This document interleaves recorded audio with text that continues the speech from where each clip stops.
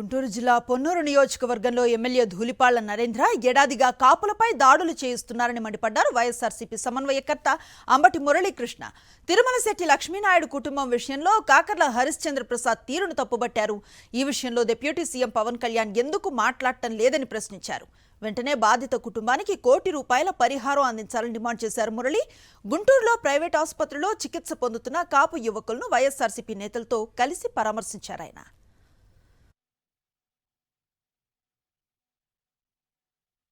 తిరుమలశెట్టి లక్ష్మీనాయుడు అక్కడే మరణించడం జరిగింది.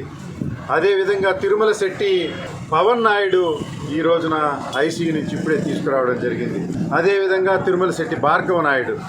వీటన్నిటికి కూడా ప్రధానమైన కారణం కులాహకారం కాకర్ల హరిశ్చంద్ర ప్రసాద్ దౌర్జన్యానికి ఇది పరాకాష్ట. పొన్నూరు నియోజకవర్గం శాసనసభ్యుడు ధూళిపాళ్ల నరేంద్ర కాపు కులం మీద గత సంవత్సరం నుంచి చేస్తున్నటువంటి దారుణాలు మీకు తెలియంది కాదు.